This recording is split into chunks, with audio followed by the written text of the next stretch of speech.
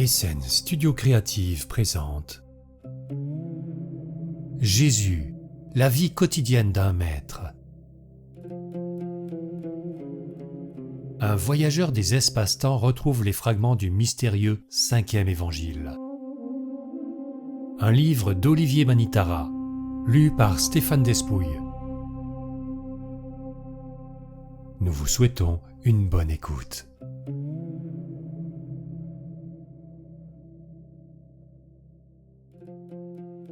Chapitre 11.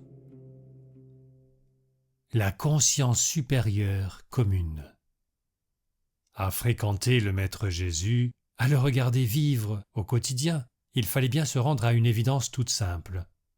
Il était le représentant d'une présence de lumière qui se manifestait à travers lui, qui était lui et qui pourtant était plus grande que toute forme limitée pouvant apparaître en ce monde.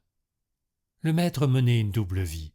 Il était un prince des deux terres, à la fois visible et invisible. La lumière qui se manifestait en lui était profondément humaine, dans le sens le plus noble du mot. Elle révélait l'essence divine de l'humanité. En elle, n'importe quel cœur aimant aurait dû s'y reconnaître. Cette lumière était aussi divine dans le sens où, à certains moments, en présence du Maître, même les pierres semblaient la refléter, la vivre. Cette lumière, cette vie, cet état de conscience et d'être était accessible à tous les hommes. C'était la promesse du Maître, c'était son vécu et parfois on pouvait sentir à un faible degré que peut-être c'était possible ou que ça le deviendrait. Il est très difficile d'essayer d'expliquer avec des mots la qualité de la lumière qui émanait du Maître. Pour donner une orientation, on pourrait l'appeler l'amour, la bonté, la joie, la simplicité, la pureté, l'authenticité, la spontanéité, la sagesse. Dieu révélé, manifesté est le mot qui est le plus simple. Cette lumière transcendait tout, elle était au-delà, elle voulait conduire vers une conscience supérieure, vers un point de vue plus élevé. Lorsqu'un homme parvenait à s'élever dans cette conscience élargie, alors il comprenait par lui-même, et sa vie changeait instantanément. Un grand nombre de miracles accordés au Maître Jésus sont dus, en réalité, à cette élévation subite de la conscience que le Maître appelait la foi. Quoi que le Maître entreprenne, son but était toujours de transmettre la lumière. Lorsqu'il s'approchait d'un homme, il était comme une mère, emplie d'attention, de douceur, de prévenance, d'amour.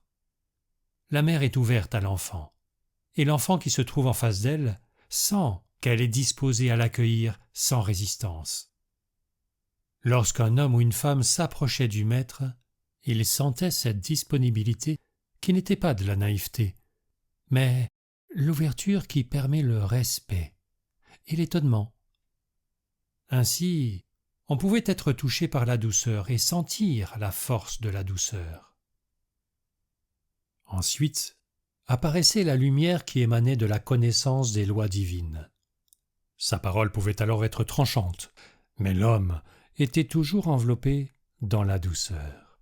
La douceur et la paix avaient toujours le dernier mot.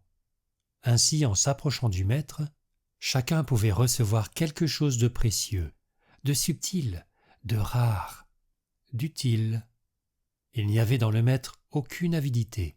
Il ne cherchait pas à prendre, mais son bonheur était de donner. Parfois il était triste, et un voile sombre passait sur lui. Mais c'était toujours pour les hommes, parce qu'ils s'écartaient de la lumière par leurs pensées, leurs paroles, leurs intentions et leurs entreprises. Maintenant, avec le temps, l'âge et l'expérience aidant, je comprends que l'esprit de lumière qui vivait dans le Maître Jésus et que certains ont appelé Christ, ce qui signifie consacré à Dieu, c'est l'être sacré qui est venu bénir tous les enfants de la lumière depuis le commencement des temps. Il est au-delà de toute croyance, de toute religion, de toute philosophie, de tout sectarisme, de tout désir, de tout pouvoir. Il est l'origine de tout ce qui est bien, beau, vrai, pur, fort dans la vie. Il se manifeste où il veut et quand il veut. Et les siens, ceux qui aiment, le reconnaissent et se réjouissent. Il est le roi des rois, le roi en l'homme. Cet esprit, je l'ai plusieurs fois rencontré de vie en vie.